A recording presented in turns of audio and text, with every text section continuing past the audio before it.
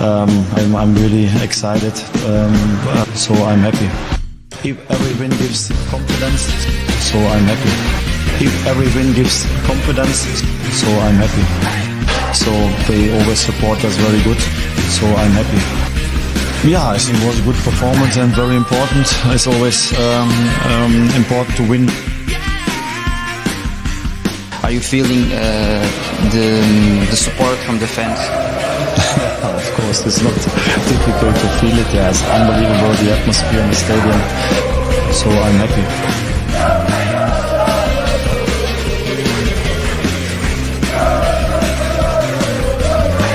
So I'm happy.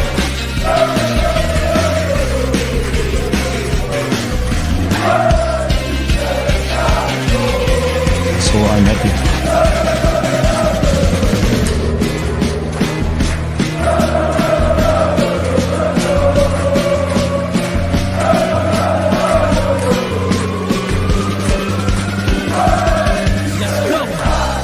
Always when we come here into the stadium and the fans are our 12 men, and of course we have to use this advantage here in our stadium, and also a lot of fans, like I heard, will follow us to the away matches. So I think it's a very important weapon this season for us. So I'm happy.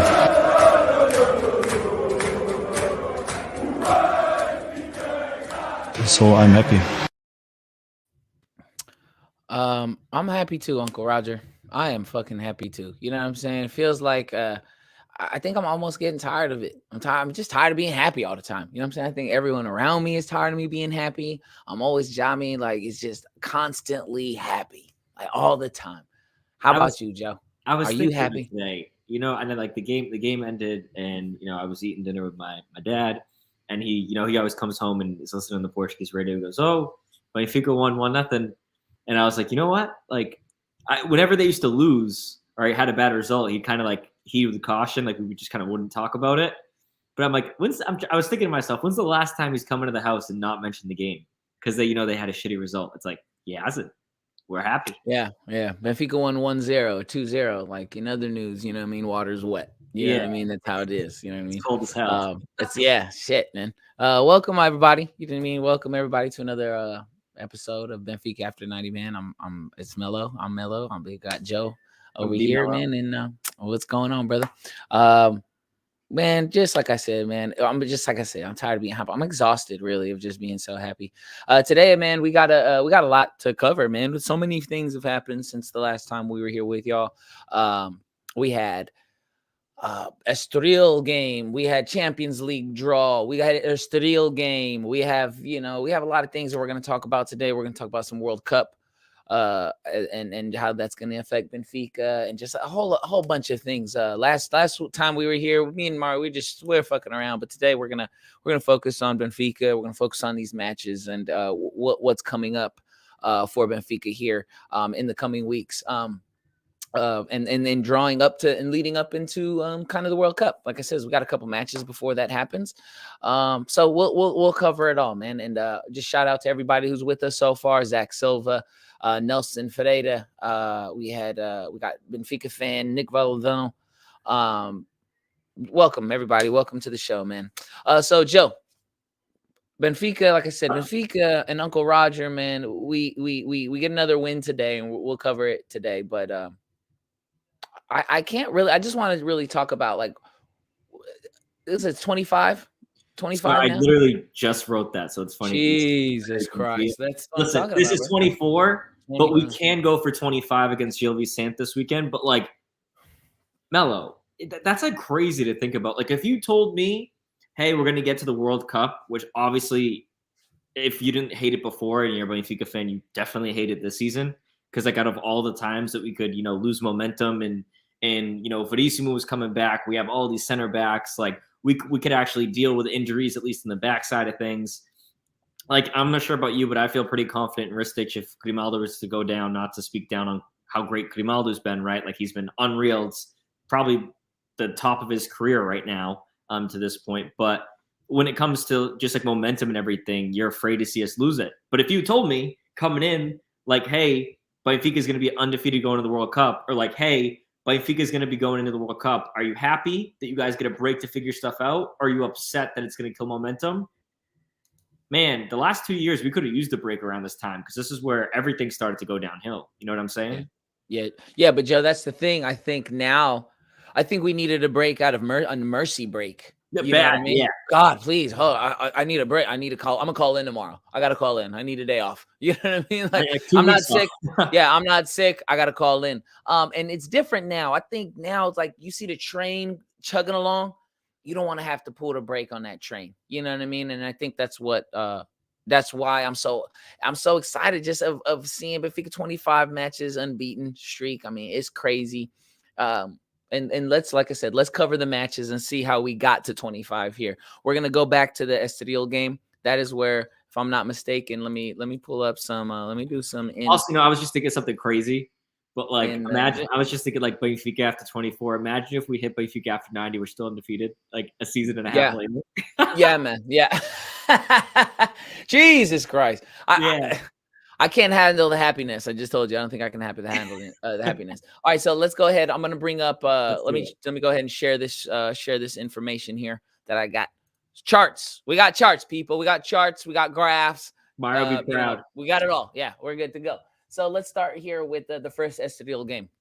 And there you can see it, guys. If you guys, can you see it? We're all good. Yeah, we're good. Cool. Man. Benfica win 5-1 at Estoril.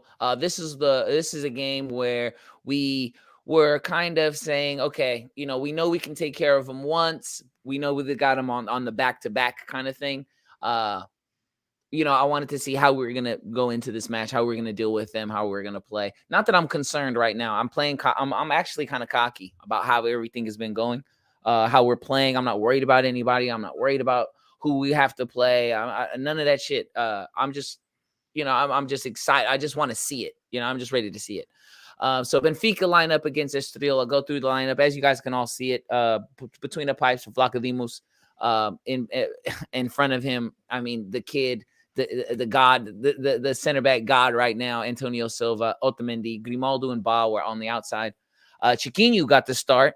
Enzo, Florentino, João Mario. That was your midfield. Rafa and Musa. I will say this: the Chiquinho, obviously, we all surprised. Anytime you see that name or Gonçalves in the lineup this year, we were a little surprised about it, right? Just I was, you know what though, like the one thing I will say is you kind of everyone knew, right, that like coming into this game. We just, finished first in the Champions League, which obviously we're going to talk about that in a little bit. I saw Benfica fans, some other people talking about that in the chat too. But when it comes to like what you're really thinking about in a game like this, is like, look, we just got off of a high. We can't get surprised now. And what he did was, which I really appreciate Roger doing this. Roger also never changes the lineup, right? Oh, yeah. When we get into today's game, it's the same 11 guys week in, week out, pretty much, right? Like. We've seen small changes for injuries here, right? Like Frederick hasn't been getting time. Frederick was getting time when Neres was out, right? So all those things happened, but like Chiquinho started, but he played great against Maccabi. Same with Musa. Both of them definitely deserved starts. So like coming into this game, were we surprised? Yeah. Did we understand? Also, yeah. Yeah. And you know what? I just got to defend these guys real quick. I'm going to defend Chiquinho. Yeah, I'm going to defend him. And I know, D, I understand. Believe me. But, Roger has me like when you play on a team that's playing the way we are, everybody is good. You know what I mean? Like, yes, Chiquinho's not as good as Enzo is, and he's not as good as Florentino is, and he doesn't mean as much as João Mario. But when you have a well-oiled machine, right, and you take one cog out, you could put another cog in, and that machine is just going to keep going. You know what I mean? He's going to do his job. He's going to be very serviceable. He had a subpar game, right? I mean, like we're just looking at it, he played a point better than Enzo. Not that those points matter or anything like that. All I'm saying is he's a very serviceable player for the Liga. That's what he does, right? If he comes in on a spot here or there, I don't mind Chiquinho. I really don't. You know what I mean? He's a player who he's kind of like I don't want to call him a bulldog, but he's definitely a guy who's a nosy player who finds himself in beefy, lanes. Though. He gets to find himself in lanes and involves himself in build-up play. I think right now, I'm okay with anyone starting right now, like any one spot of a spot start, because the team around them is going to pick them up. Musa, if you look at it, Musa and Chiquinho, those are the guys who started, who don't get much play, but nothing changed. Not a 5-1 result. Like, look at it in hindsight, right? A 5-1 result. Things were picking up right away. This wasn't a game where we had a minute we looked bad for a little bit, and then all of a sudden, boom, boom, boom. No, I mean, Benfica handled the game. It was a constant ass whooping and handling throughout the match. Like, you look at that scoreline, Melo. First of all, you're mad we didn't get the clean sheet, right? Because, like, I think personally that, which we'll get into Shadis in the match and everything for this one, or we can actually do all of them together. But, like, for me, Odie letting up that goal shouldn't have happened. And I was even, I got into not some beef with people on Twitter, but was just discussing with people on Twitter why I think Benfica need a better keeper than Odie, right? Like, Odie, no hands. He's got, like, how they got to stick him on his glove? He's got, like, Vaseline. But, like, completely, stoppable angle. Wasn't a crazy save. But for me, this game could have been, like, 7-8-0. There was some crazy saves. You had the Enrique Rouge goal, which was, like, a beautiful goal called back. Not supposedly, right? Florentino does sort of interfere with the play there. But long story short, you get a goal called back. This was a fantastic game to play, right? Capped off, as you're kind of looking here at the bottom of the screen, the goals that came in. Ristic comes on, and he's a guy at the beginning of the season. Bomba! Rocket. Jesus Christ! And remember, Joe, we were talking, and just a little bit of just notes here, because we've talked about Ristic before, and I made a comment on this. And listen, I think Grimaldo is right now. I don't care what anyone says. He's probably our second or third best player on the team this year, right? Right. With Ristic, I'm very I'm very curious, intrigued. I'm very intrigued. I think that there's a hell of a player there. I think that if Grimaldo leaves, and this is I'm just talking towards Ristic, because he had of course he scores one goal. Oh my God, he's okay. But I've said this before. He scored that rocket. I'm very intrigued. I think I would be okay if Grimaldo said, hey, I hope that, I had a great time here in Benfica. I enjoyed my time. I'll always love Benfica, but it's time for me to leave. It's time for me to move on, right? I would say I'm not mad at that. I can completely understand. He's put sweat, blood, and tears. And I'm just saying this. If he decides that that's what he wants, I'm going to be sad. I'm going to be okay. And I'm also going to be okay with Ristic being the next guy in line, and him possibly being the next guy. I couldn't have said it better myself. Like, when I look at that whole situation, right, there were people at the beginning of the season that were mad that we didn't want to sell Grimaldo to Arsenal the Prem for $7 million, right? $7 million. I said right away, I don't care if you lose this guy in a free, unless you're getting, and I was okay with selling Grimaldo, right? If someone offered you $20 million, I said, hey, let him go. But also someone offering $20 million when they can get him for free in January, probably not a great move, right? Especially when, like, the club he really wants and everyone knows is Barcelona, and they sure as hell can't afford it. But that's why, I do think he'll go to Barcelona at the end of the season, because they don't have a left back. But again, he's this level he's at right now, Melo, just real quick, right? He stepped it up. I don't even think it's because of Ristic, Glenn. I think it's just one of those guys where my contract's up. Honestly, since this time last year, since about January last year, he's really been absolutely putting on a show. Offensively and defensively, he's been a lot better, right? Like, Melo, real quick, and I want to hear your thoughts on this. Remember when we drew Ajax and Liverpool, and everyone's like, oh, yeah, against Anthony, he's going to get chopped up. Nothing. But against Salah and those boys, like, he's going to get chopped up. Nothing. Nada. Yeah. You know what I mean? Yeah, I think Grimaldo's always been a hell of a player. I think he's been a hell of a find for us, a player who we got off of a practice squad. Okay, hold on real quick before I go any further. Hold on. Hold on here. All right. Now, if y'all have been here from the beginning of this show, all right, y'all know that it was me, Mario, the Canadian Michael Jordan, okay, and Dylan, all right, Dylon, the man I call the man, the myth, the legend, all right. This dude right here, hell of a Benfiquista, man. One of the reasons why the show even exists. So fucking A, bro. Hi, Dylan. What's up, brother? I miss you, man. Reach out, brother. I'd love to hear from you, man. Yeah, double OG for sure, brother. We're killing it, man. I'm so glad, bro. Look, Benfica got Dylan out the shadows. He got him out under a rock. Okay, that's how hard Benfica is this year, y'all. He got Dylan out of the shadows. He was in fucking. They had him in Russia, out in the fucking out in Serbia. Siberia. Yeah, Siberia. All right, so. Bruh, shout out to you, brother. I hope everything is well with you, man, and I hope you're happy. We're keeping it going, man. We're gonna keep it going for as long as we can, man. But just shout out to Dylan, bro. Like I said, and one of the reasons why this show even exists. As a matter of fact,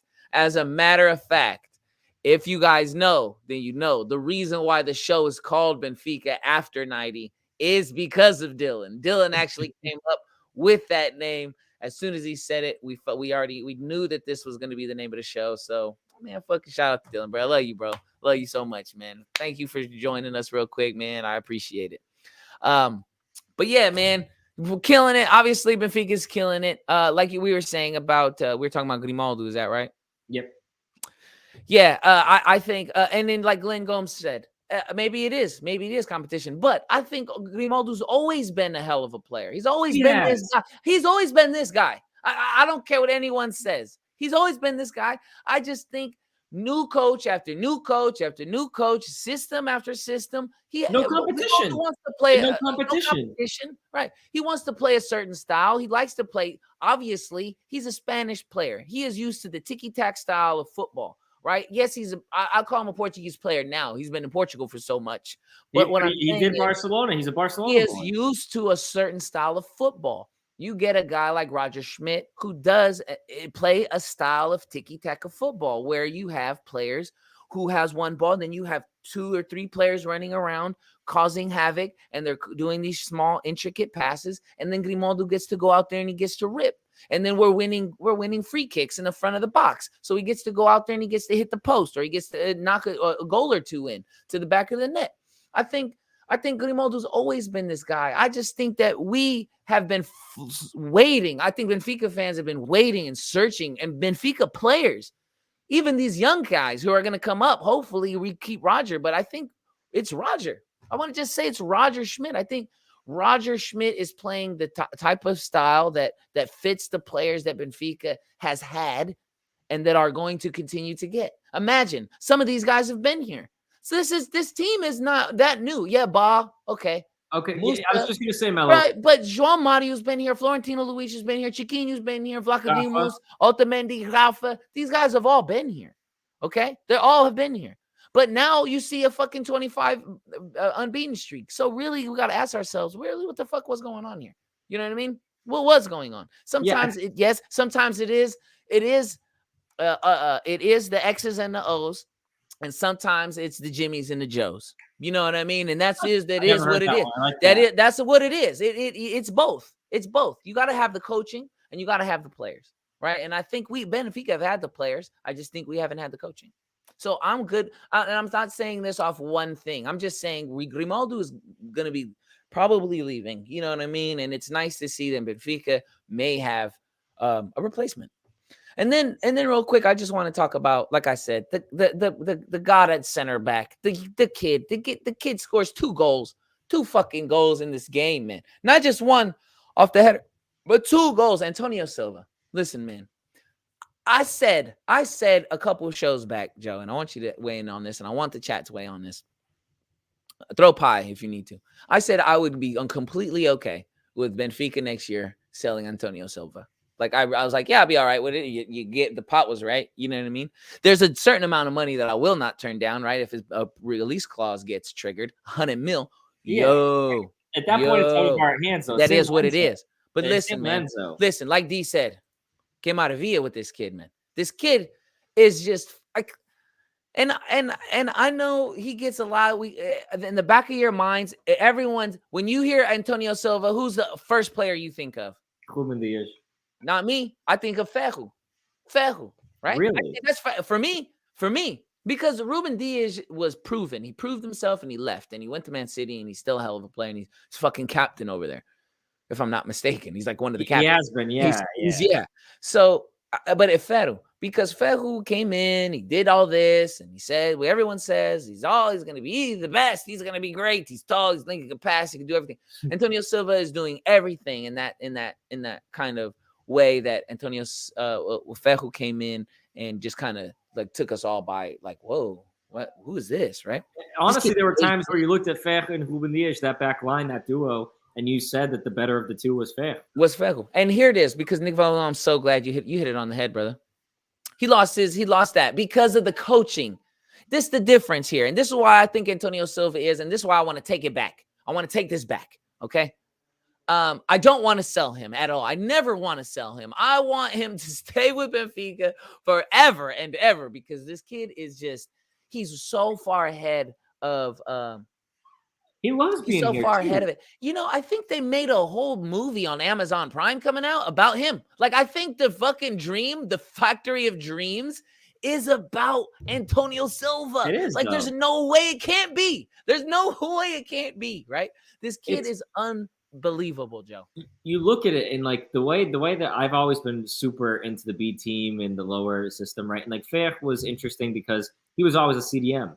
And then the kid just kept growing, and they put him at center back, and it worked out, right? But like, had a bunch of games in the B team, and then came up, same as Ruben Dias. Like, that duo even was sort of touted as being like, all right, this is the future, right? But then, obviously, ultimately it came down to JJ, like, because we couldn't beat Pauk and because we let go of Zivkovic, and honestly, because Grimaldo couldn't defend a guy he played with for 3 years on a one-on-one, right? We lose to Pauk, we lose the Champions League, you need to sell Ruben, and sort of this domino effect comes into play.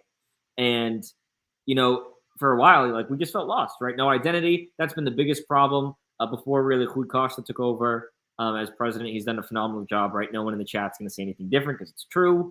Although there are people who he still will have his detractors, but we talk about right now. So I just want to be, we're not pooling for president. We're not polling. All right. Right. Yeah. So don't hit us with that. That was yesterday. Yeah. Yeah. But like basically true. Cause election day, but basically, right. Like when I look at him, I get excited because you see the kid, great mentality, right? He's super he gives the textbook answers. He's the perfect student, right? Like you look at him and everything he's going to say. He's going to say like, hey, focus on the next game. Like give you those simple answers. You look at him on the field, they score, other team scores. I'm going to get the ball out of the back of the net. I get the man of the match award, which he did in this case, right? I'm going to point to the crest because that's what I love. It's playing at Benfica.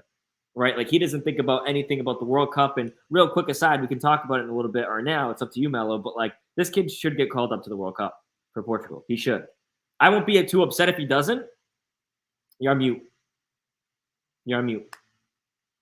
Melo, you're muted. Yeah, you could definitely say that. Sorry. That's a blanket statement. Yeah, he should. Right. He should be. He should be called up. You know what I mean? And I just want to look at this. I saw this. This is pretty new. I haven't seen this from Goal Point yet. So this is cool. Oh, I've never seen this actually. I've never seen this either. So this is pretty awesome. I know I'm ranting on mute and shit. I'm yelling. Oh, nobody can hear me. Just the Lord, from my lips to God's ear. So so this is pretty dope right here, where you kind of can see how many times Antonio Silva is involved in just passes, right? And you look, he's in there twice too. Right, I was just about to say, Otamendi gets the ball to Silva. Silva gets it to his outlet, Ba, which is usually up streaking up the pitch. You know what I mean? Like, it's just, look how much involved in he is. Those passes from the back, that's Antonio Silva. You know what I mean? And the craziest thing, we're looking at these passes, but like, he's also not afraid to make those passes over the top, like the Rafa and everything. Like, we've seen it before. And again, like Fer used to, he has great vision. He's just, honestly, he's a great player. Does he need to get a little bit quicker? Yeah. Does he make some mistakes every now and again? Like he had one today in the match in the taca? Yeah. Honestly, though, he also, guess what? In this match against Estoril, there's a chance there when I believe it's still 0-0, that crazy sequence where we went down at both ends and, just couldn't seem to score. He saved the goal, or maybe it was 1-0 or something, right? Basically, the game was still in the balance. And for me, just talking about mans of the match and plays of the match, right? Like, for me, that's the play of the match, and he's the man of the match here because he stops that. We go down the other end, almost score, end up scoring, another 3 or 4 more. But he stops a crazy play. That was the one where Musa kicked it and it went off the bar and everything, right? But, like, I've just been so impressed with this kid in every which way. And, again, I think he deserves it more than anyone else because why? To the World Cup, you should bring your hottest hands. He's a hot hand, right? Like, I don't think they should call up Gonçalo Ramos, to be honest. João Mario, yes. Do I think that, Enzo deserves a call-up for Argentina and Otamendi? Yeah, because they've been solid. You're also on mute again, Melo. Just an FYI. But, yeah, basically, right, like, what I'm saying is overall, he deserves a call-up. If he doesn't get called up, look, it's for the best for Benfica. But do I want the kid to get hurt? Obviously not. But if there's a position where I'm willing to risk someone getting injured, and again, obviously I don't want someone to get hurt, but you're well-served at center back. You have Morata, who by the time the World Cup's done, he'll be healthy again. Lucas Veríssimo, who's already back. You got John Brooks, who's already too many. You got Otamendi. You got João Victor. You literally have 6 center backs, and honestly, I'm comfortable with all of them except Brooks starting on a regular basis. Yeah, no, absolutely. Like, talk about depth. No, yeah, absolutely. We're talking about hot hand. We're going to talk about a couple of Benfica players with that have the hot hand, including João Mario. Ricky, real quick, Melo, Ricky Q, I agree with this. I don't think he should start. I think it should be Ruben Dias and Danilo. Honestly, though, if he had to start, I don't think it'd be the worst. We're going to talk about it. We're going to talk about it because I don't rate Danilo at all. But we're going to talk about it. But now that I said that, everyone in the chat is going to be like, you don't rate Danilo, and then one person will be like, I fuck with you. I don't rate him either. But if that's who we got at center back, we're fucked. But let's move on to the numbers real quick as everyone can see the numbers. But anyway, I know that's for sure. Like you said, he saves a goal in that game. Benfica go on to score, and I just quick shout out to Peter Musa, man, real quick. Today, maybe not so much, but he didn't play bad. He just didn't play good, right? Not good enough to score a goal. That's what I mean. Not that he did play. He did play good. He just didn't score enough. He didn't play good enough to score a goal. But the goal he scored in this game. Great goal. Wow. Great goal. Honestly, wow. The first goal, and I can't really emphasize this enough, Melo. And I'd be interested to hear your thoughts here. The first goal is so crucial to this Benfica team because it's not like the Benfica team of teams past. When we score 1, you're expecting 4 or 5 right after. Like, I'm sorry. And guess what? They go for it with the Schmidt team, right? His style, it's always attacking. That's what Mario especially has always said. He's not here today, but he's wanted a coach that's, hey, look, we're up 2-0, 3-0, 4-0. Let's go for the next goal. Let's go for 5. Let's go for 6. But yeah, ultimately that first goal is so important because when the first goal goes in, I'm confident saying, all right, this game's done. Once we score 1, I'm confident. Here's the thing I love so much about that goal, man. I have been clamoring for an athletic striker, right? A guy who can go in there and just win just pure off of just being more athletic than a center back, where you can jump higher or, run faster or cut quicker, get to the ball fast, just at a higher rate or jump, get up. And that was the kind of goal that shows me that he does have it. He does have that athletic, ability. He's got that athletic ability because to hang in the air that long and get a shot off like that, that's got to be. I mean, that's not luck right there. That goal wasn't lucky. You know what I mean? And if he could just stay consistent like that, 3 goals, 3 games, if I'm not mistaken. Right. That's what we want. That's what we want from him. So I'm really happy that he scored. Antonio Silva goes 2 more. João Mario scores a hell of a fucking goal, tucks it into the corner from Neres, and then Ristic with the complete rocket. Yeah, that's honestly, you really have to think because the thing about this season is the goal of the season is probably going to be a team goal. Right, we've seen so many plays. Like when you're thinking at the end of the season, when we do the Benfica After 90 review show, hopefully, after a couple of trophies, right? Like, I think all of us are gonna say like the goal of the season is like this beautiful team goal where it starts with Ba there's like 18 touches and then a beautiful finish right between Rafa and Neres or Romadi, right? But like, man, any other season, this is goal of the season for Benfica. Yeah, the goalie gets a hand on it, the keeper gets a hand on it, but what a rip! Yeah, the last rocket I remember was like that was like Renato Sanchez. Yeah, scored a rocket. Like I think it was like 2016 or somebody like that. Yeah, a bomba. Like just was like kind of his welcome to the league kind of party day. Yeah, exactly. But that's the last rocket I think we scored. And you know what, man? I like to see the Benfica players are taking shots like that. That's not the first shot we've taken from distance, and this not going to be the last. We would never do that last season. Yeah, man. Yeah, no, that's what I'm saying. It's because I think it's because we're playing in such a like attack, right? So you get a goal, you get a shot like that on the keeper. The keeper might not save that. You might have Odie back there and he's going to knock it out. And then, we can be there for cleanup. We've had a lot of cleanup goals just because we're putting the ball on the keeper. The keeper can't handle it and we're knocking them in. You know what I mean? Cleanup goals, that's easy. I like easy goals. I want that shit. I want easy stuff. I want the shit to be very easy. And it's looking that way. So real quick, if you want to go, I'll go real quick. I'll just say my man of the match was Antonio Silva. My play of the match was Ristik's goal. And my shooties of the match, it's hard for me to remember that far back. 11, I'll help you. Yeah, maybe I'll go back to the starting 11. I think someone will stick out. Look at all these good graphs, huh? If you go top right, there's the X-Men. Yeah, let's see. I don't want to give it to Chiquinho because I thought Chiquinho played good. I thought there was no problem there. No. I didn't think there was a problem whatsoever. Enrique Rouge, that's a really unfair number. I'm sure he was in there for 6 minutes. And he was honestly great. He had a goal, but he was offsides. Like I don't think that's tough. I think you get docked for being offsides. I'll give it. I'm going to give it to Odie. I don't know. Yeah. Just don't give it up in the end, to Serginho. He tucked it on you. He tucked it on you like that. You know what I mean? So because you messed up our clean sheet, I'm going to give it to Odie. I think that's it's pretty similar. Odie's people on Twitter saw it too. I kind of went off on Odie a little bit. Man, short, like he has such a short window to score that goal, Serginho, right? And he lets that happen. Odie, man, if that's the 90th minute against any other team, and this is the Champions League, and that's the goal that ties them on aggregate, like it's on you. And that's the type of stuff he pulls. Like against Liverpool, he handed him a goal, right? And like people look back at that leg now and they're like, hey, yeah, Odie's a great keeper. He's a great shot stopper. Typically, this is one of the few times he hasn't been. Typically, his problems, distribution and just holding the ball. But anyway, I digress. Odie's my shooties of the match, man of the match, Antonio Silva, fantastic game. And honestly, my play of the match because of the time, right? Like, great goal by Ristic, right?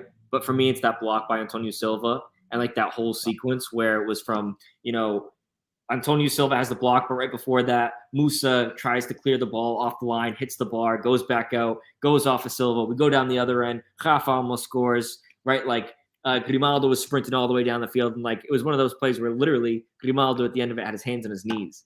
And it was hustle play. Yeah, and it was a goal he saved. The Estoril keeper, who's great, by the way. Not play. Today, actually. It was Figueiredo that played. This kid was the guy that absolutely put on a show against Vizela last year in Luge. But he had a great save. He actually didn't have a great game, but a great save.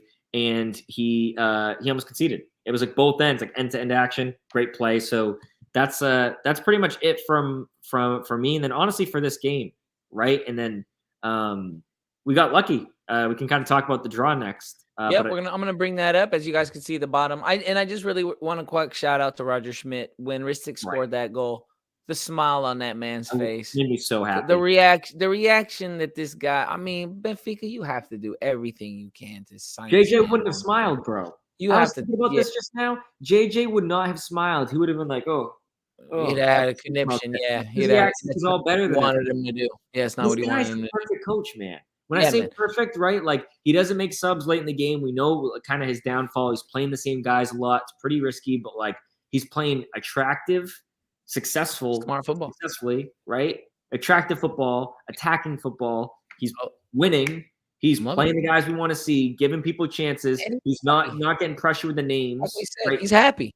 Yeah, he's happy, man. He's happy. Like I said, that smile, that reaction. If you haven't seen it, I'm sure you have. We all seen it. Just, I want a guy like that. I want that guy to do. I want a player, a coach who it demands his players to play one way and is also happy for the results when he sees them, succeeding in his style. So, moving on.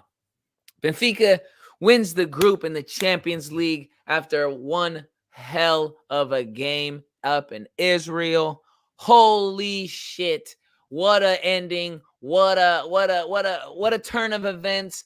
Only man who knew what was going on, Roger fucking Schmidt himself. Roger Schmidt was the only man who knew what was going on. Not even I knew what was going on. I had no idea.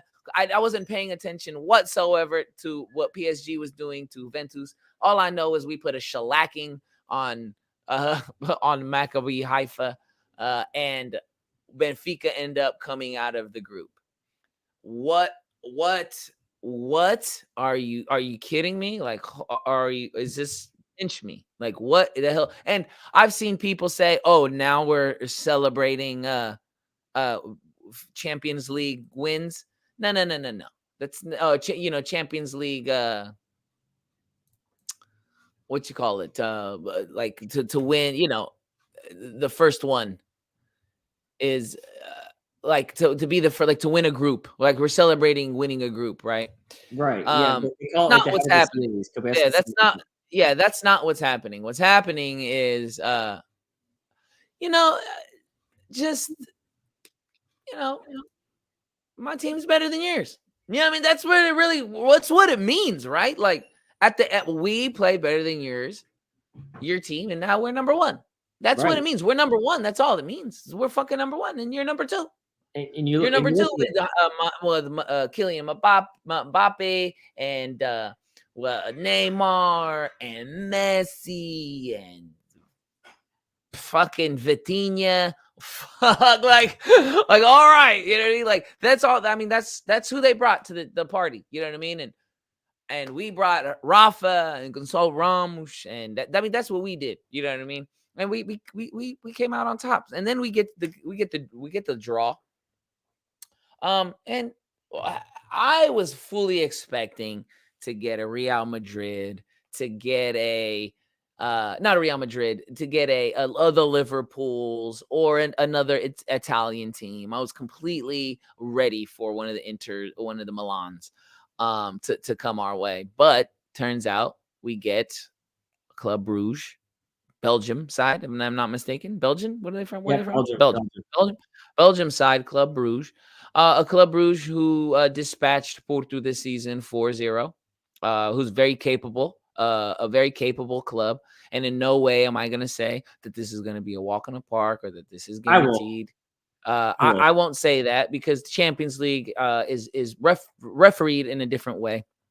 We don't, not that I'm saying that that's going to affect us, but we normally don't get those calls out there, especially in these stages. I've seen a lot of things go against Benfica. Not that I am making excuses. I am spinning just facts. These are just facts. But we get Club Brugge. I think Benfica lucked out. Yeah. At the end of the day, I think we lucked out. You look at and you could even, if you want, I'm not sure if you have the ability to just toss up. Actually, this is fine. We don't. Yeah. Well, yeah. What do you need? What do you need? I was just going to say like the other matchups, pretty much. I'll bring it. Yeah, I'll one thing to talk about, where Benfica finished in first and everything like that. But like the importance of finishing first didn't really hit me until the draw came out, because as Melo's about to pull up here, PSG draw Bayern. I mean, I'm sorry, but like that's just not a matchup that you want, right? Like you're looking at that. You want Bayern Munich. Everyone knows that. Like first of all, Bayern is one of the best teams in the world, right? For anyone. Last year, Villarreal almost did pull one over on them, right? But even they almost did the same to Liverpool. They had a crazy season, whatever. I don't think that'll happen 2 years in a row to this Bayern team. I think that Bayern is a phenomenal team. They would have wiped the floor with Benfica. Granted, don't get me wrong. And the thing is, this draw comes out today. Look, Benfica are in a great moment. Bruges, honestly, started hot, started to go down after that fourth win, right? Like they won. If you look at the group stage, I believe taking out that fourth win, they really didn't score that much. They also lost the Port 4-0 later on. That's why they're even in pot 2, right? And that we were able to get them. Just because, like, when you look at how Bruges ended up doing in the group stage, again, they scored 4 against Port. Fantastic. They did great. They also conceded 4. You take away those Port games, in 4 games, they scored 3, conceded none. Right? So, like, there's something with the Portuguese teams or Conceição's team, right, where they got one over on them in Porto and then got hammered at home. Now, all of this being said, it's tough to really to have solid and accurate expectations, Melo, because these games, like you've seen here at the bottom of the screen, February 15th to March 7th, that's a long time. We don't know what's going to happen in the World Cup. I really hope it's not the case, right? Fingers crossed everything goes well. But you got a handful of guys going to the World Cup who we'll highlight later. One of them's Enzo, right? Guaranteed. João Mario's going, guaranteed. Rafa's staying home, which is massive for us. But, like, when you look at it overall, this team, there's a lot of stuff happening, right? And looks like we might have lost Melo for a second. But anyway, long story short, it was massive to finish first place in the group because this Benfica team now faces Bruges. You look at the other matchups, Real Madrid, Liverpool. We also had like we just saw, PSG, Bayern. Like, those are sharks, right? And so when you have sharks like that facing off, like Zach's saying, right? I know Zach's really thinking about it's coming home. It really makes you dream. And so this could be the year where we see a Benfica team make that semifinal run. Honestly, when we spent the $100 million a couple of years back, I was saying all along, like, look, my expectation with that €100 million team was I expect us to, kind of surprise people and make it to the semifinals, which is crazy, right? Especially looking back on what that team didn't do, right? But now, there you are, Melo. Everything good? Yeah, everything's good. Just a quick, I forgot to plug my fucking laptop in, so that'll happen. Fucking I fucking drifted off into the black hole. I apologize for that. No, but like basically what I was just saying, Melo, and I want to get your thoughts. Like I was saying a couple years back, but basically right now with the way that the draw went, you're going to have PSG, Bayern Munich, Real Madrid, and Liverpool. Only 2 of those teams advance. That's huge for your chances. Huge. Oh, yeah. Teams, I'm not afraid of one of the Milan teams. I'm afraid of Bayern. I'm afraid of, honestly, Real Madrid, right, or Liverpool, to be transparent. But you look at those other teams. Any of these teams scare you? City, actually. I can't believe I forgot the biggest one. Look, that's the thing. I'm not scared of any of them. I'm not scared of none of them. I'm not even scared of Bayern. That's not even us. That's not even us being like the Benfica fans. Like, oh, Benfica, we're the best. Like, no, it's not realistic. No, it is being realistic because we're in the once you get to the 16, yeah. Anything, the draw can happen. We've already the first hurdle's already passed the first hurdle. Yeah, first hurdles we didn't get City right away. Like, the first hurdle was get the fuck out the group, true. Right? Out of the group, correct. Get the fuck out of the group, which is not guaranteed. Which was not guaranteed. Everybody didn't. Nobody but us picked us to get out of that group. All right, I didn't pick us first. I thought Juve, and I think those teams for PSG was walks in the park. You know what I mean? I didn't foresee the turmoil, I guess, that PSG is kind of going through right now, and you could really tell. You know what I mean? You could really tell that that's not a team who is playing to their fullest potential. Fullest potential, right? But Benfica, and here's the thing, and here's where I want to talk about. We can talk about the World Cup a little bit involved in this. This is in February, okay? I think Benfica is going to I think this draw has provided Rui Costa and Benfica. I know where you're going, and I agree. All right, enough reason to go out in January. Bring him home. Bring him home, okay? Bring him home. And bring him home because you have a chance to really do something here. Roger Schmidt has a chance to really look at it. Like you said, if we beat Club Brugge, we play the next, I guess, because we won one, right? Yeah, we don't know. We don't know. We don't know where it would go. Right? We don't know who we would There play. you- But here's the thing, Melo. You Keep look at that the shit up. teams just real Keep quick. that shit up all fucking. You just really quick. You look at these teams though. Who knows? First of all, we don't know the Napoli is going to continue to be on this hot streak, right? Like their World Cup guys could get hurt, probably not. Yeah. But any of these teams, right, and especially the English teams, if there's one season not to be afraid of the English teams between the Queen, and like their match congestion at the in the new and year. just between them being absolute fucking failures, man. Yeah, you look at Chelsea. Sorry, Chelsea, you're not scared. You look at Tottenham, you're definitely not scared. Tottenham didn't beat Sporting once. England is the Tottenham of the fucking European football right now. You know why I'm saying that? Because they got all this talent. I hear this shit all the time. All the time I hear this shit. The fucking Southgate or whatever fucking, what is it? What's their name? Gate. It's Southgate. Yeah, Watergate. What's his name? Watergate. Fucking Richard Nixon over there. All right. Trash. I'm so sick of hearing about English fucking football team. It's going home. Y'all don't. English people don't even know where home is. You know what I'm saying? And besides the trophies from a different country, it'd have to get the right papers for you to get in. It's gonna be tough. All right, it's gonna be tough for it to establish. It's gonna be hard for the World Cup trophy to establish any kind of residency in England. All right, I'm just saying. I'm just saying that now. Yeah. But going back to Benfica. You got me ranting about England. I'm sorry. Just look at the teams, though. Like all I'm saying is by February, barring injuries. Okay, barring injuries to guys like Enzo, because we don't Benfica, and we're gonna bring in the World Cup a little bit.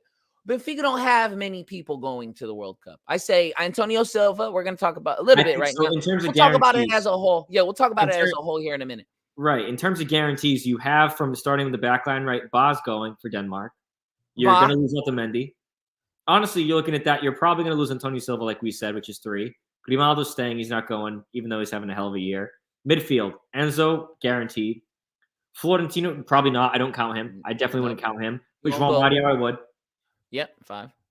So that's 5. Other possibilities that you have there. Rafa's not going, thank God.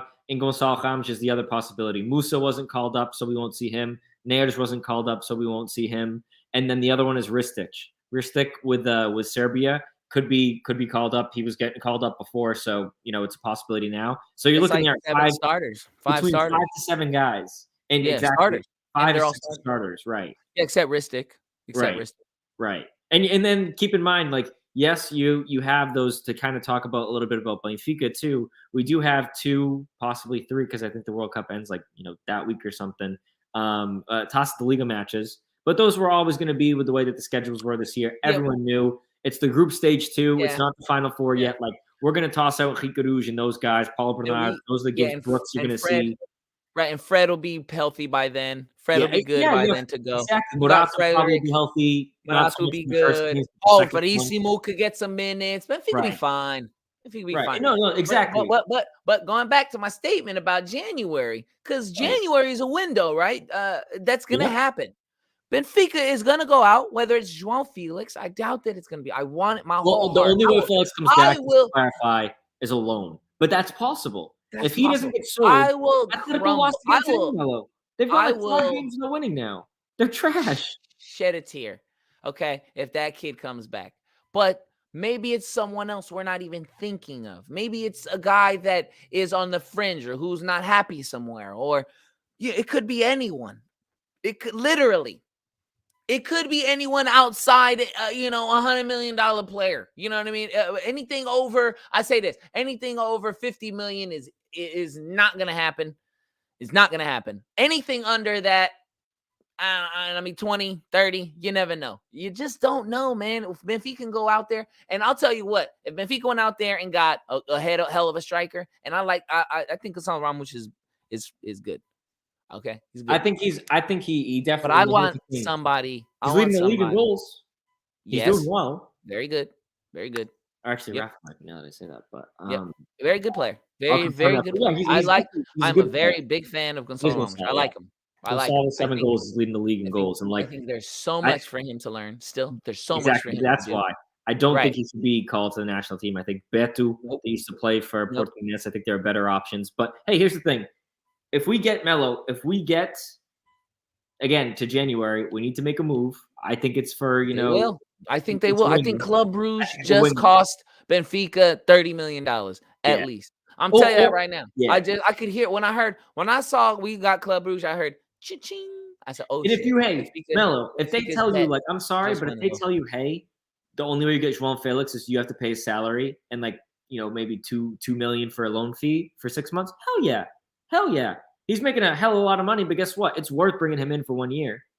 For 6 months. I say He's gonna this. make a run If and they make us champion again.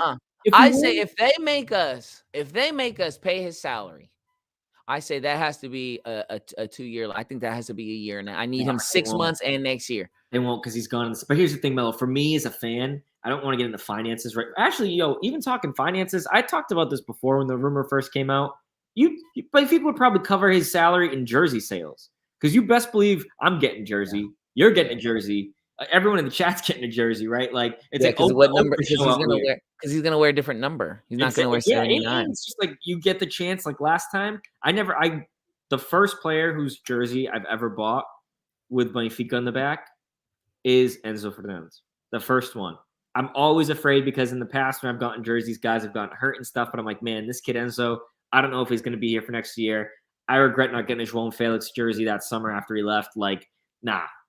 Ruben Dias, same thing. I'm gonna get me a João Felix jersey. But here's the thing: if he comes, think about it. You get to see him maybe win Taça de Liga, another trophy, Taça Portugal, because we're still in it right now, and then also the Liga. And who knows how far we'll go in the Champions League. You get to see João Felix playing the Champions League. Right. I want to see the same picture. Guess what? This time, no braces. No braces. Yeah. That's what I want to see. Yeah.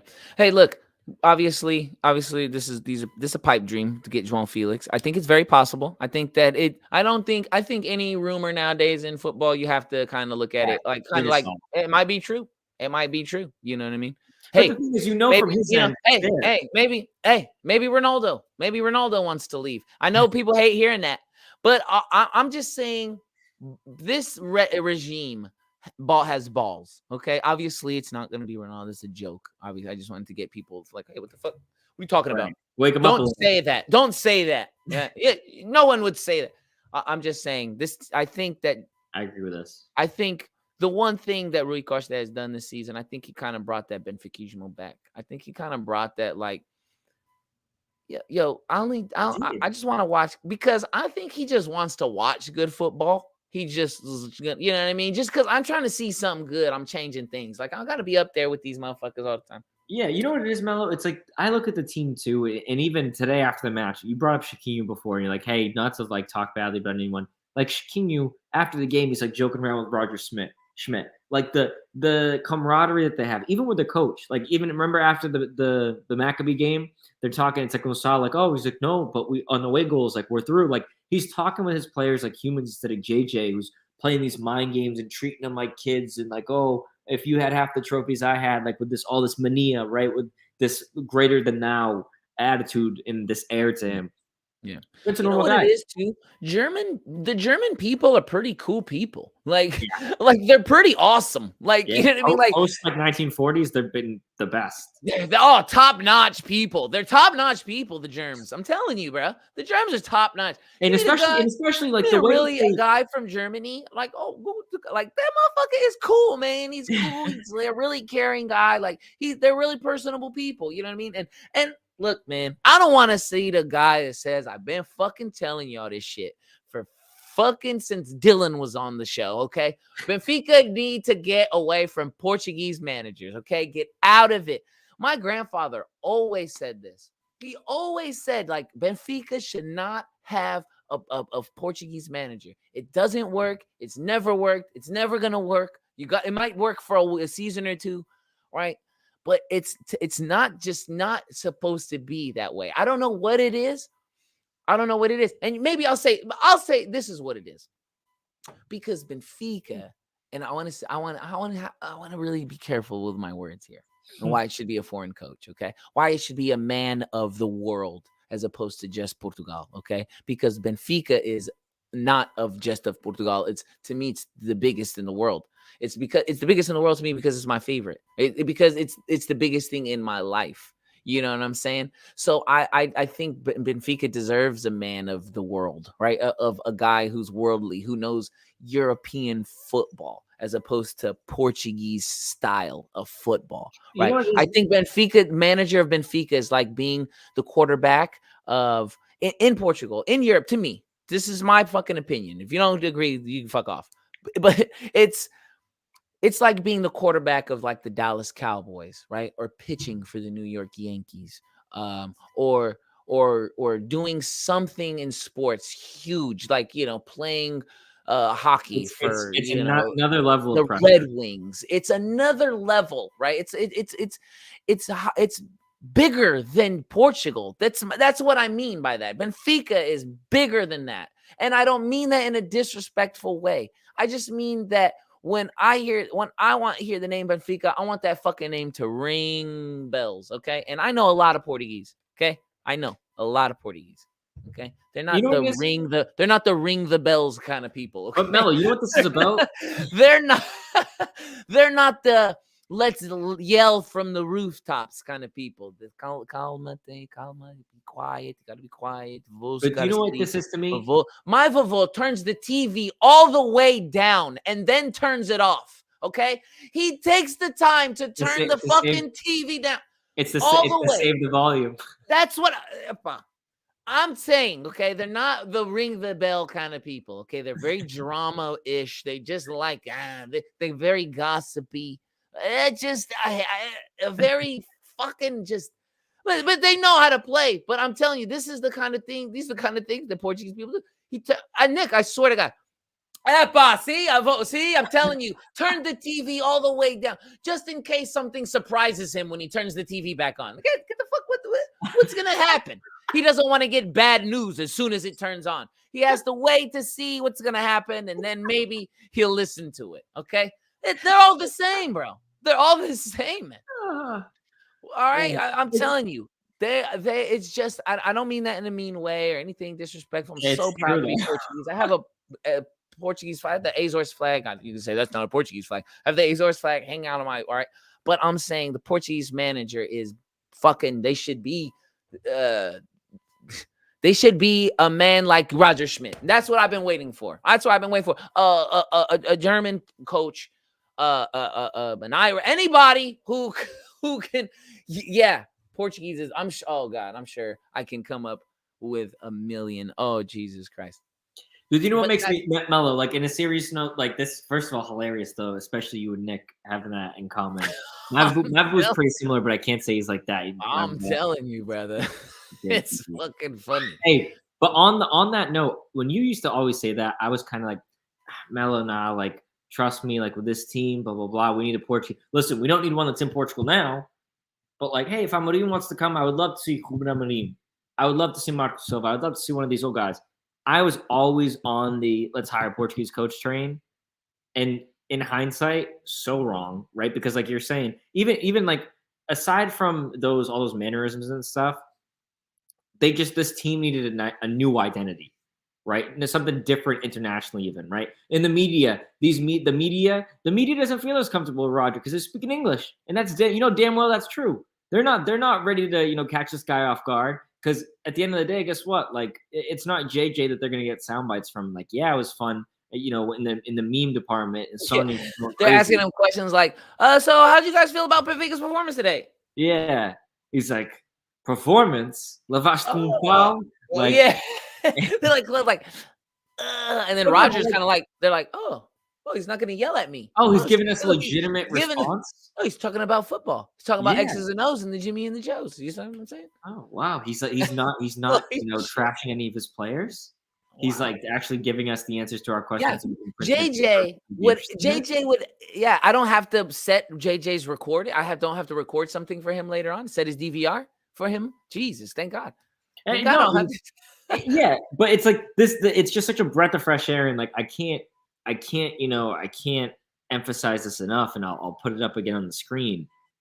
I mean, at the end of this, you'll see right away, great work, Roger, because really, this guy, every time I watch Benfica, the second we score, or like the second that they show Schmidt after we've scored, I smile and I'm like, this guy, man. You look at the Benfica network, right? The Nação Benfica has never been as united. Okay, like, yeah, those Europa League finals. Yeah, I'm sure before I was even a Benfica fan way back when, right? But like in the last 5 to 10 years, except for the Reconquista with, Bruno Lage, even beyond that, no, now, because people, no, it's not a fluke. This isn't a fluke. Yeah. Right? I mean, I think that first stint with JJ, that was a hell of a team. Those guys loved each other. I feel like it was less about but what I'm team, saying, like, there was a lot of club. camaraderie. There was a lot of camaraderie then. Yeah.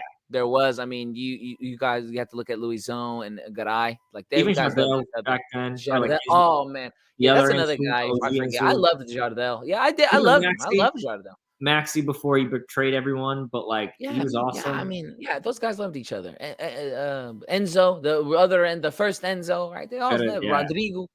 I mean, and then you had guys like Di Maria and David Luiz, who and Aymar, and Aymar, and it was just hell of a team. Right? And I think you're right though.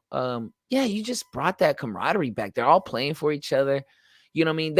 As soon as something happens, like the Benfica of old used to be like, not, and I've heard this. I heard this on the Benfica podcast. Just shout out to them.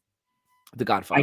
I need to watch the shows with Bacaro. It's probably one. I swear, it's probably one of my favorite Benfica podcasts. I know of all time. They got to figure out. Yeah, those guys got to figure out how to do some more English, because I would like to hear a lot more. And I can understand Portuguese, but past 30 minutes, it just sounded. I feel like I just heard the same thing I heard the first 30 minutes. You know what I'm saying? So I just start repeating. The Benfica podcast, like, I used to listen to even like the Benfica FM, which is obviously part of the whole BI network and everything. But I loved their analysis, and honestly, that was more of a COVID thing. And with work and everything's been crazy. But anyway, long story short, I need to watch that episode. Yeah, you do. Because they were all together. So what I'm taking from them as far as fuck, I forgot now. Sorry, I killed. It's all good. No, you didn't. What I was saying was, I saw today, Nick. Someone put out on the Twitter sphere. That they were talking about it on the thing. I forget what we're talking about. It is what it is. But I think that this club is it's just special. It's just fucking fun, man. You want to chat about the today's game too, I guess. Yeah. So we'll wrap this segment up. We'll touch on real quick, and then we'll do the thing. And we don't want to run too long. I know people got lives to live and dinner to eat and shit like that. People be busy. Yeah. So Benfica get Club Brugge. Just good for us. That's when that there's light. There's light at the end of the tunnel. If you look at these matchups, and again, you're looking at what's coming out of it. Look, Benfica, it feels like this is. But here's the thing, Melo. Like, it's what, 5-6 games, because you have 2 legs in the round of 16. Or I shouldn't say that. It ends up being 7 games, right? But you have 2 games in the round of 16. Let's say we get past Bruges. You're in the quarterfinals. There's 2 quarterfinal games. You're in the semifinals. There's 2 semifinal games. You're in the final. Anything happens in the final. That's a fact. So you win this matchup, you are 5 games away from doing something that no one, and I'm not going to say anybody, no one on this earth thought that Benfica would win the Champions League. If Benfica won the Champions League, I would wear a Benfica kit every day for a year. Until they come back. I would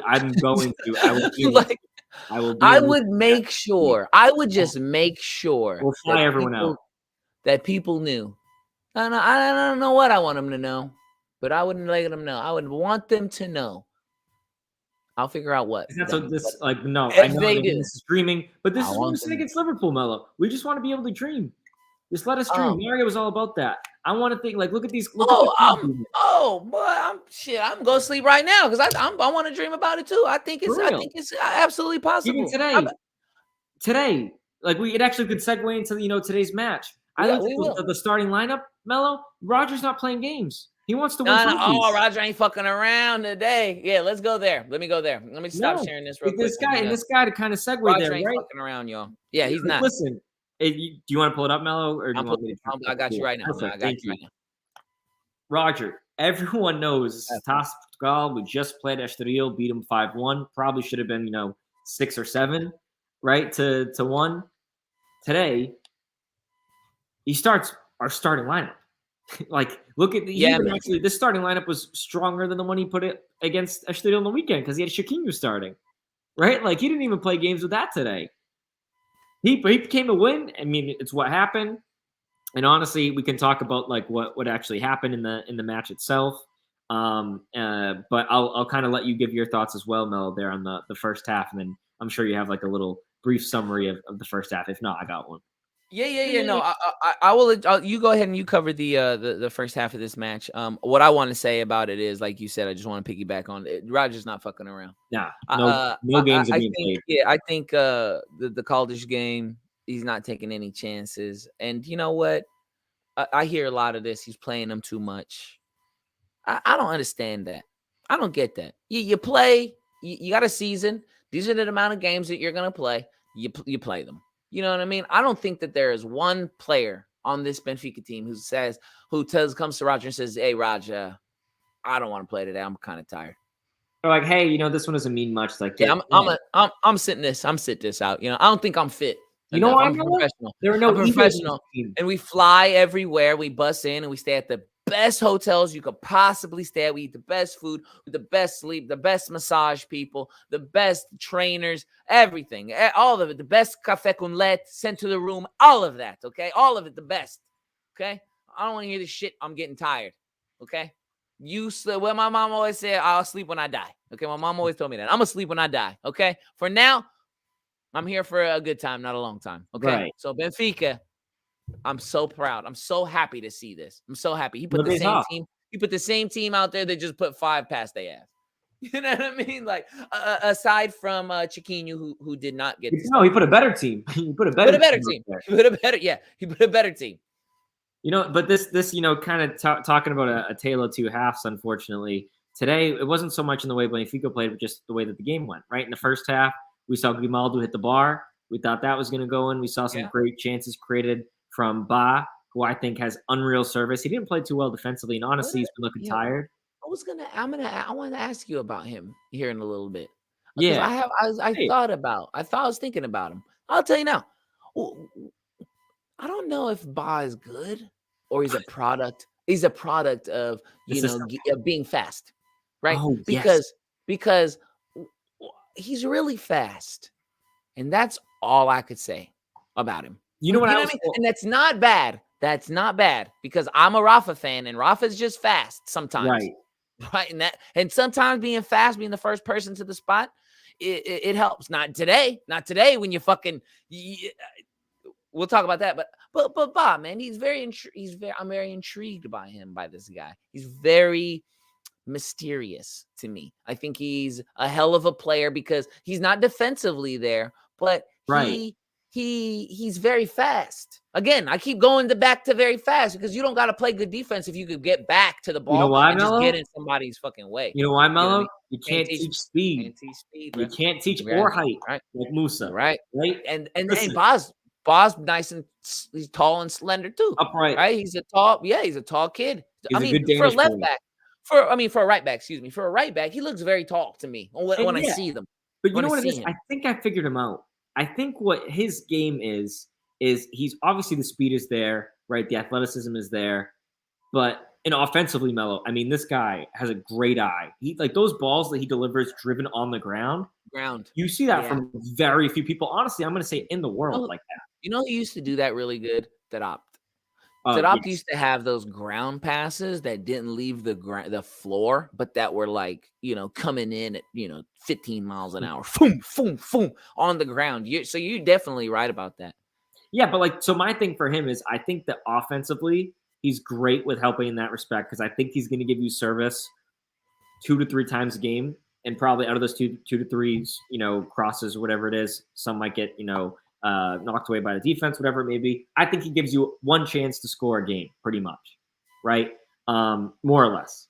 That being said, defensively, it's very interesting. But when we play against even like mediocre teams, he just seems like he has trouble in one-on-ones. And the speed isn't helping him. And I'm like, at first I was like, okay. But when he started, he was better. But it's something to do. I think he just needs, I don't know if it's rest. I don't know if he needs like lessons. right? If we need him to just like change his nationality or just hang out with Pep during the World Cup and be like, hey, this is how you If these players need rest, they should go to sleep earlier. Okay, for him to sit down, you know what? Because he's not gonna learn. He's not gonna learn resting, right? And I think that's what it is with him. I think the more he plays, the more he'll figure himself out. That's why I think he's very intriguing. I don't know what to say other than he's very fast. And yes, like Nick said, you know what I mean. He had a hat trick of assists, which is that's a hell of a game right there. You know what I mean? Usually that's Grimaldo doing that. Right. You know what I mean? But it was Alexander Ba, and you know, I'm always gonna back an Alex, you know, for the most part, except you know Jones. But that, you know, that's different. You know what I mean? But Alejandro and Alexander, I definitely will back them. And for me, like I said, I don't know what to say about him sometimes. Yeah. But today I thought he was a little, I don't know, I thought I could have used a little more from him today. He had a Charisse-like performance today. And like basically in the first half. Very yeah. In the first half, right? Like I thought, honestly, we were constructing well. I thought Estoril was doing their best, right? Verissimo, unfortunately, we've seen is just not a great coach. Because this Estoril team actually is pretty great, in my opinion. And I think that we had 3 Benfica boys in the starting lineup. Thiago Gouveia there, 21, that's still on loan. He's been having a great year. He struggled with cramps today, but you know that's what Rogers' fitness team would whip him into shape real quick. Gotta drink that cranberry juice, my boy. Work on them Kegels too. Work on them Kegels, bro. Hey. We ain't even getting them cramping. And then you have Thiago Rouge, who was just sold there this summer after being on loan to Aroca, and then finally Pedro Álvaro, who's kind of hopped around, but you know was finally sold to them as well.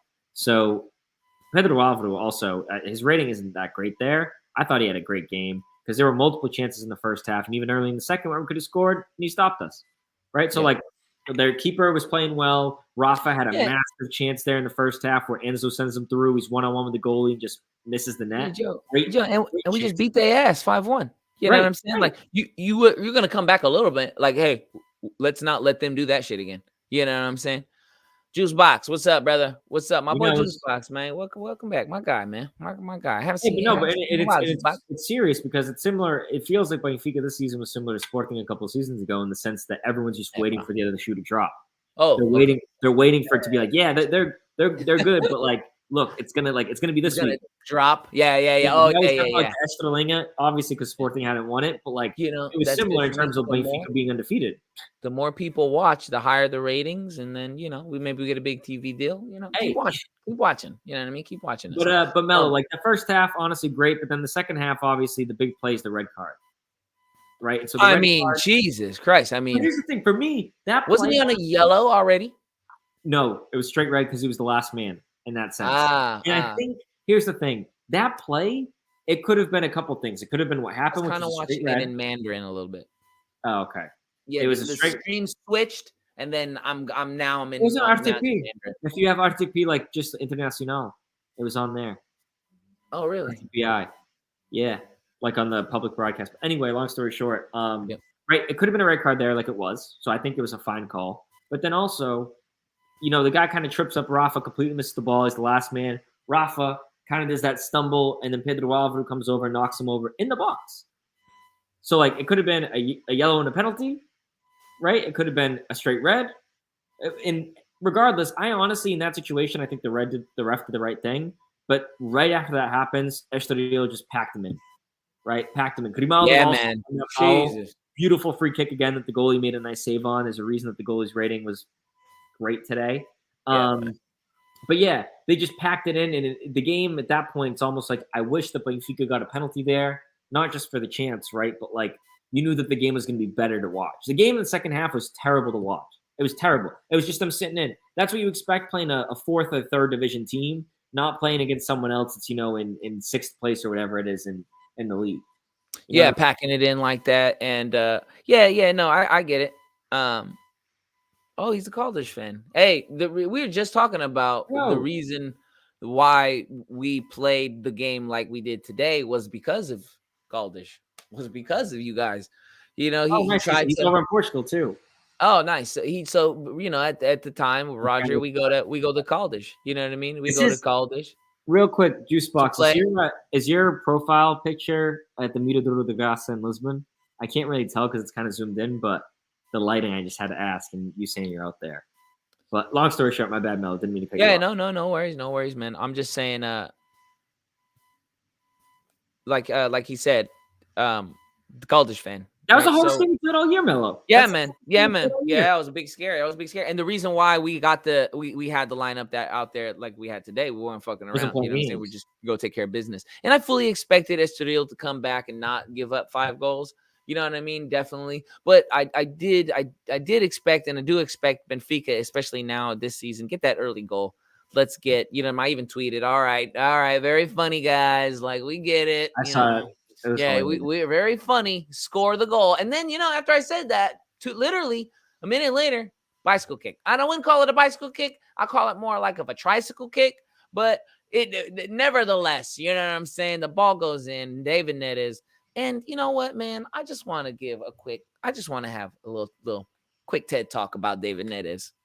Because I also tweeted, onions could never. Onions could just never, ever, right? I just want, I hope that y'all feel me on this. I want y'all to understand how much I think that he is important to this squad, how important I think he is to this team. The guy is like, he's what we thought we were going to get, like I said, with Cebolinha, where he's going to come in and he's going to, make these crazy passes, and he's going to score these crazy goals. And, it's just going to be like one of those seasons, you know what I'm saying? It's going to be one of those seasons where he's just a superstar and we're not going to keep him, you know what I mean? And then he leaves and he doesn't do any of that. He's none of that. As a matter of fact, he does the opposite of that. He completely just burned out. And now you look at it, he played all these games.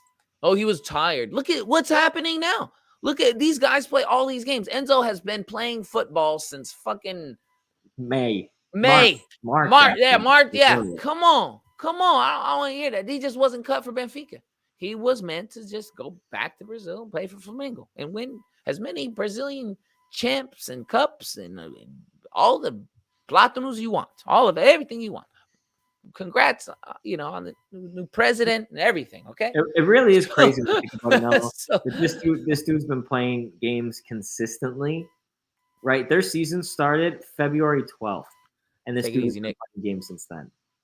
Okay, that's what I'm saying. February 12th. This guy. So honestly, for him, look, he's getting called up, guaranteed to Argentina for the World Cup. Let's hope that Paredes and someone else are in the midfield there. I know they just lost Lo Celso, but hopefully he doesn't play that much, right? Because you're getting called up to the World Cup. Hey, if this guy's getting matches off and he's watching his team and the vibes are good, good. He's a young kid. I'm sure he'll love being in Qatar and just hanging out with everyone, being there. Argentina's probably going to go pretty far in the tournament. It's good for his, ego. Maybe he'll get some nice sub minutes there playing against, trash teams. Long story short, hopefully he stays healthy. Right, that's the biggest question there. And if he doesn't, it could be something similar to what we saw with Grimaldo. When he used to ball, he would get hurt, and then all of a sudden, guess what? No teams want him that summer. Enzo's a little different, right? But just in terms of all of Europe having their eye on him, but and they do. And I don't think no one's leaving Benfica in January. No one's leaving. Oh no, not January. So much.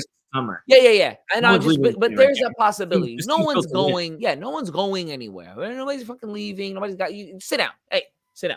You're not going anywhere. Everybody's got to fucking stay. It makes me laugh when I see all these accounts talking about Enzo or even Gonzalo Camjo, Rafa. But David Neres, right? David Neres, Rafa, those guys not going to the World Cup is going to be a blessing in disguise for us.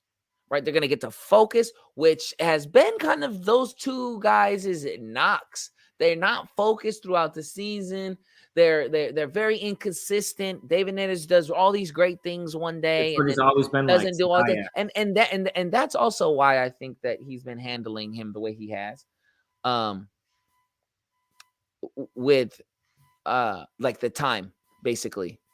As far as David Neres doesn't start this one random game, but then comes in off the bench and we score a goal. He has an assist or he scores a crazy goal. Well, because when he like gets on, it's like they always talking about like Rafa or anyone that's fast like on their motor, right? Like getting on the motorcycle and getting on the bike. No, like David Neres, when he gets on the motor, it's crazy how fast and just how direct he is. Like we saw there were a couple games ago where he just picks that dude's pocket against Maccabi, boom, goal. Him and Rafa, right? Like, and Rafa's right away pointing to him. This team's having fun, Melo. It's like it's really good vibes. It's why you hate to see the World Cup like this, but hopefully, you do see Portugal go far, get a win, have like good vibes coming back. Because also, I expect whatever country ends up winning the World Cup, like their boys are going to come back. I think personally motivated. I don't think they'll be, complacent. I think they'll be motivated. That too, right? When they initially get back, but this is gonna be one of the most unique seasons ever because we're seeing all these great teams, great starts. This World Cup is going to throw a wrench into everything. You're going to see injuries happen. You're going to see teams that were doing great start playing badly. Other way around, right? Like Wolves, who knows? Wolves might still finish, top 6. Probably not. They might get relegated. Who knows? And not to talk about England, but like this is just going to be one of the most unpredictable seasons. And let's hope that, we're wrong. And that in terms of Benfica, at least, it's very predictable. We keep this rhythm until the end of the season. And, we finish with 3 trophies, at least. Yeah, I mean, I need just give me one, man. You know what I'm saying? I haven't had a damn trophy in 3 years. You know what I'm saying? I'm starting to get real. That trophy case is starting to get real dusty. We're gonna hit. We already hit it actually. And I'm starting to get a little impatient. I'm gonna do it real quick. I'm gonna see the last time. I want to see just how long ago it was since we won one. I know it was August 5th, I believe, 2019. I want to say for sure it wasn't that long ago. But we're going to go ahead and wrap it up. We've been running a little long on this one. We'll do the player of the match, man of the match. Benfica, like I said, we cover. I mean, they parked the bus. Benfica couldn't break through. They do break through. They figure it out. And Roger Schmidt kind of just coaches it through. He makes substitutes too. The way I said, I was so funny. I was like, all right, Uncle Raj. I said this exactly. I said, all right, Uncle Raj, time to make some subs, brother. Time to make some subs. And I kid you not. The ball stops. The camera pans over and 3 fucking players come in. I'm like, oh my God, this guy just, he gets us. He gets me. He gets the game. Like, it's not that hard to see. It's 70 minutes. We've been playing 70 minutes. We're up a goal. Let's get some fucking new blood in there. They're parking the bus. Maybe we can get, and he can, he's always nice to score a goal every now and then on the back end. I said this game felt like it was calling for him because there were so many chances where he just had to be right next to the goal to score. Like Musa was so close so many times, even João Mario a couple times, but like it just felt like it was tough to get the ball in the net today. Thankfully, Neres had that. I won't steal your thunder, but yeah, I was glad he too. Yeah, and I mean, we could just agree. We could just do it together. That way we wrap it up. We're running a little long. Right. I mean, play of the match has got to be the tricycle kick. I'm calling it a tricycle kick because he didn't leave the ground, really. He didn't really leave the ground. He kind of did a karate kick. I thought you were talking about what he was looking for at the after the red card when he was looking down his shorts. Oh, yeah, I forgot. Yeah, I saw that. What the fuck was he doing? It felt like he knew exactly where the fucking camera was. Yeah, it's like, exactly. What are you doing? He's like looking at his bag of tricks. Yeah, and he fucking pulled something out of his hat. I'll tell you that. Down there. For sure. I'm gonna give my chorizo of the match. I don't know. I'm a Rafa. Rafa is gonna get my chorizo of the match, and I'll tell you why. Because Rafa could have put the game away really early. Yeah, in the game. First goal is important with this team. First goal is important. Is very important with this team. He doesn't. He misses it so bad. It to me was so bad. Like I was just. As good as he's been playing, I know he's good for that. Once a game he'll miss because he's so fast. He's gonna get there. He'll miss that goal. Like he'll miss one like that, one damn chance like that every game. But I'll give him that. And the play of the match, like I said. Oh, and the player of the match, Neres, because he just pulls us through, man. He just does some crazy shit, some Brazilian Jenga, and boom, like. It's nuts, man. It's really crazy. Yeah, in terms of the play of the match, I'm gonna have to agree on that. It's the goal, right? Like it's the reason we're all here. My player of the match, this is a tough one. Neres to me, obviously, he comes through the goal, but I thought that just in general today, I can't give it to a defender. I thought Otamendi was great today in general. He had like a couple of tackles there where I was like, wow. Because Otamendi's been doing this thing. He's always done it, right? He kind of like, he'll dive in at the ball. But he's been, in a lot of reasons, that's one of the reasons he ends up with a lot of yellows. But this season he's been killing it. And today he did that a couple times too. And I was like, damn. But anyway, I'm going to give my man of the match to Enzo.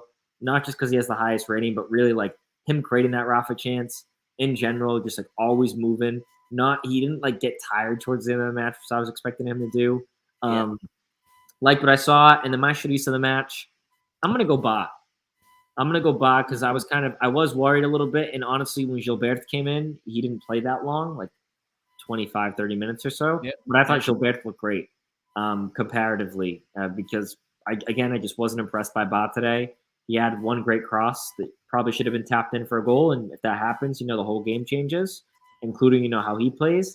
But I didn't love him. Melo. I got you. Yeah, and I kind of called him out. I didn't think he played too terribly. I just thought he had a rough go at it. Listen, honestly, no one played badly today. Right. Again, in Benfica, the shittiest of the match lately has just been like the tallest dwarf or however you call it. You know what I mean? It's like at the end of the day, all the guys are pretty similar for the most part. It's just that one guy that you thought wasn't great, which is fine. It happens. Absolutely it does. And and really the only thing that matters is that we won.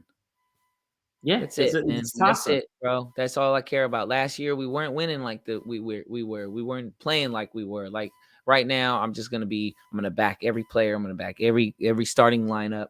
I'm gonna cheer until I cannot cheer anymore. I've lost my voice by myself at my house. You know what I'm saying? Like that's how intense I feel about this team.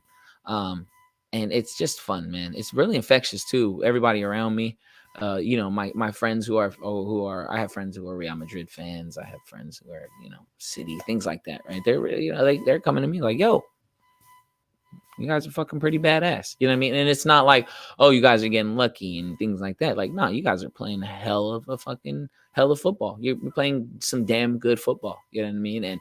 And I don't think anybody wants to see us. I really don't. I don't think that anyone wants to see us. If the kid comes back, if we go out there and get a name or not just a name, but a baller.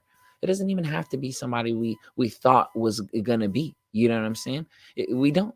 It just has to be someone who's gonna come and contribute to the team. And like Juicebox said, who's gonna affect like the style of play. You know what I mean? Who's gonna fit the style of play that Benfica is playing?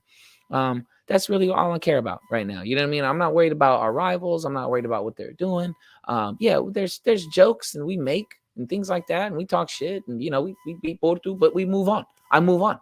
You know what I mean? We beat Porto. I haven't fucking talked about it since. You know what I'm saying? Like it's on to the fucking next. And I think that's how Benfica, and that's how I'm watching Benfica this year. I don't care what happened back then. You know what I'm saying? I don't care. You haven't seen me talk about again since the day we beat Porto. I haven't said a damn thing about it because next. And I don't know. I'm not saying it's a bad thing. All I'm saying is I'm just so focused on what Benfica's got next, who Benfica's got next, how are we gonna win, how are we gonna play. You know what I mean? And like Juicebox said, man, he thought by now somebody would have figured us out already. You know what I'm saying? And I'll be honest with y'all. I'm waiting for that too. I'm waiting for the team that figures out Benfica so that Roger Schmidt can go back to the lab and say, okay, this is what we've been doing. They exposed this. Now we have to do this so that no one does that shit again. And then you'll be even better for it. You know what I mean? And that's how I think that Roger Schmidt's going to treat this team. I think that's how his coaching style is going to be and is. I'm just excited, man. I really am excited. I'm going to be humble about it until I ain't got to be humble. You know what I'm saying? Until I don't have to be anymore, until I can say, F this, F you, ha ha, LOL, all the shit. You know what I'm saying? I'm going to say laugh out loud. That's how I'm going to say. I'm laugh out loud at y'all, bro. That's going to be my shit. But when I can't, but until then, I'm just going to enjoy this shit. It's a lot of fun. We got a fun team. We got a good team. Fun. It's so fun. Like you said, neutrals are calling us the dark horse. There you go. Exactly. There you go. You know what I'm saying? We're just the stallions, really, the dark stallions, really. I mean, you don't want to see us, man. When you have a player like Enzo, who's top everything and passing, all this shit. Foreign route backfire eventually, foreign manager, foreign players. But no, I get it. I get it. See, that's you missed that section you missed that part of the show, Juice. That's kind of what Benfica has predicated their success a lot in their previous successes on foreign coaches, on foreign players. You know what I mean? Some of our best players, like, okay, name some of the best Benfica players, right? All right, Eusebio, or Portuguese by way of Mozambique, right? So that's not really Portuguese, right? But it is, you know what I mean? I'm just saying. Who else? Jonas from Brazil. You know what I mean? So, yes, it's Portuguese. Yes, it's Portuguese. Yes, it's Portuguese.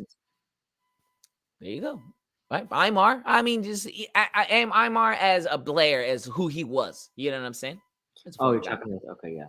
Yeah, foreign. I mean, I'm foreign to Benfica, foreign to Portugal. That's what I'm saying. A lot of these guys, they're mostly foreign. Mostly foreign. Mostly from Argentina. All the Argentinians. There you go. There you go. But as soon boom, all the Argentinians, bro. I mean, so all the Brazilians. It's crazy. Yeah, Jonas is Brazil. Luizão, but he's from Brazil. Even now, if you want to talk about the now guys, right? Grimaldo, he's from fucking Spain, right? JJ, Portuguese. Rui Vitória, Portuguese. Bruno Lage, relegated. Fucking Nelson Verissimo, 5-1. We've beat Nelson Verissimo 6-1 in the last 2 matches. You know what I'm saying? So the Portuguese coach is, if you're not like Sergio Conceição, who is a rare breed of like fucking, like, you don't get too many like Conceição, like brash, don't give a shit Portuguese guys. Like JJ and Conceição are rare, but JJ don't work for us no more. It's move on. Right. You know what I'm saying? You got to move on. Yes, I'm Raul de Tomas. Yeah. Yeah, there you go. A foreign. All I'm saying is Benfica is it's a team of the people. It's the people's team. It's the people's team. And some people are Portuguese and some people are not Portuguese. That's just what it is. That's kind of science. They didn't make it up. That's actual fact. Some people are Portuguese, Joe, and some people, they're not. My girlfriend's not. She's foreign. Works for me. Yeah. Could she coach Benfica? Maybe not manager, but maybe physical, like fitness. Maybe she could running some laps. Yeah, have them run comb drills because she played. She was dope. Yeah, Freddie Adu.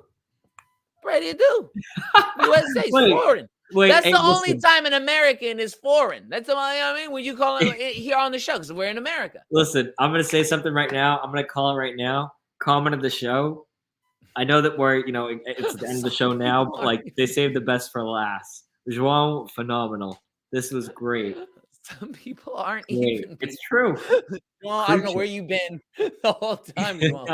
But way to top the show off with the comment of the show, brother. Some people aren't even people. So, it is what it is. This guy, and before, real quick, I know everyone doesn't like this guy. But Nina hates him. He still blocked the Twitter. I know. If we just call it just a little different, we treated him a little different, maybe everything could have worked out. It wasn't just Talishka who acted like an asshole, okay? It was not just him. We had just as much to do with ruining that kid and what he did. What could have did. Because he's still a baller. He's so in China still. Or no, he came out. He's left China. He's back. He's Germany. Is he in Germany? Where's he at? I don't know. Who knows? He's still balling. I know he's balling. I think he's Turkey now. Turkey. I think it is Turkey. I pack him all the time. Every time. I'm like, he's still at 81. Like, that's a good player. Like, I'll rock with it. He's actually in he's in Saudi Arabia now. With JJ.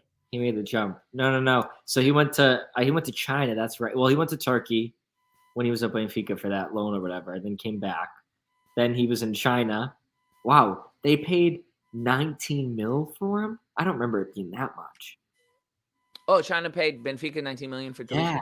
Well, technically it was 20. I guess it was 25. That was that Chinese year, bro, when the Chinese teams were going because they did the crazy and loan and then they buying bought 'em. everybody. Yeah, Right. they were buying everybody. Made the jump. that's honestly. Hey, I'm gonna keep the banner up there for comment of the show because Brian and Shmuel, you guys can meet up and share it. I like how he called Joe out on that. Made the jump to Saudi Arabia. Oh shit! Oh shit! What a jump! What that guy can jump. I don't know why we ever let him go. The guy can jump. Jesus Christ!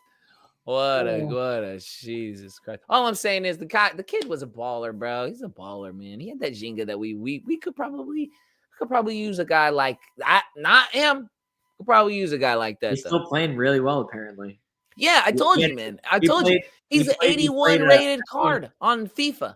I don't know what they're. Yeah, I don't know. Nah, that's solid, bro. If you're 81 in FIFA, you have have to be good. Yeah, no, like for sure. Like, better than like wrist. There's no other way. Yeah, there's no other way. They have a 2-month break for the World Cup. I guess. Yeah, it's life. The summer or something. I don't know what it Ball would is be. life. But his last game, Melo scored 2 goals. His last 2 games, he scored 3 goals total. Shit, come on. That's why I said he made the jump, man. Made the jump, bro. He made that jump. All right, you know what we're gonna do? We're gonna make the jump up out of here. All right, that's what we're about to do. Hey, thanks everyone. Yeah, thanks everybody for joining us again, man. Shout out to the chat room, bro. The boom boom room, as I always call it, the boom boom room. That's where it goes down. You know, if you're a neutral or something like that, you come in the boom boom room acting up. You know what I'm saying? Somebody's finna slap the shit. I'm just kidding. Nobody's gonna do anything. But listen, before you guys all tune out too, don't forget to turn off your volume before you shut your laptops and go to sleep tonight, just like Melo's grandfather next too. Yeah, don't forget to shut the volume all the way down. Tomorrow morning. Put the volume down, then click. Okay. All right. So we really appreciate you guys again. Brian, appreciate you. João, shout out to the damn comment of the show, Nick brother. Too, yeah. We have Nick Valadon, who bounced already. We got Juice Box. We got the Sporting Fan Juice Box. He comes in every now and then, and we really appreciate him coming through, bro. Zach Silva. We had D. We had Brian. Who else do we have out there in the chat, man? We had Richie too for a little Nelson too. Richie Q, yeah, my God. Nelson Ferreira. He's the one started. They were in there. GM, my boy Dylan again. Shout out to Dylan for coming through, man, and saying what's up. I'm sure you probably got a notification. Massive shout out to him. Yeah, you're probably looking at car videos on YouTube, and then BA90 popped up. He's like, oh fuck, I might as well just fucking see what's going on. Glenn Gomes, shout out to Glenn, bro. Yeah, we appreciate you guys all for joining us, man. We will see you guys later, and we are going to leave you, with the season ending. Peace. We're happy.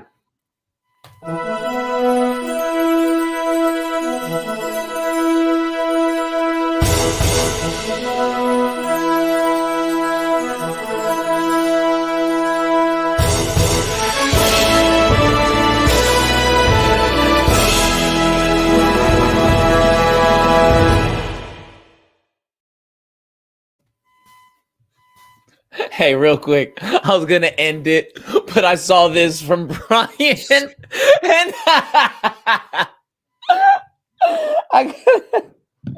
I could not go without putting this shit. Yo, Ibra's 5 stars. All right, bro. Don't be messing with Ibra. Ibra's speed is 47, 5-star skiller. All right. Hey, I will say, I never forget. Ibra, I was never a big FIFA guy, but like, I was playing against one of my friends or something way back in like high school. This is like probably even before. It was like FIFA 12 or something. I saw Ibra. This dude Ibra was facing his own goal. He kicked. He scored from about 25 yards out, facing his own goal. How does that happen? Like that guy was just always a cheat code. I don't know who he's in bed with at FIFA, but like they love him. That's Holland now. But bro, that's super hilarious. Oh, what about Oscar? Oh, hey, Sean, what's up? You're gonna keep us here all damn night, okay? My family's hungry. My kids are they're crying. I gotta warm my milk. Gosh, I gotta go, man. All right, we love you guys. Peace. Cardozo's rating, I'm gonna say it's gonna be honestly, I don't know. Right now, today? 71. Yeah. Give him 70. Scoring goals. Give him 74. 74 with 57 speed. and 85 shot. Peace. We'll see y'all later. 99 height. See you guys.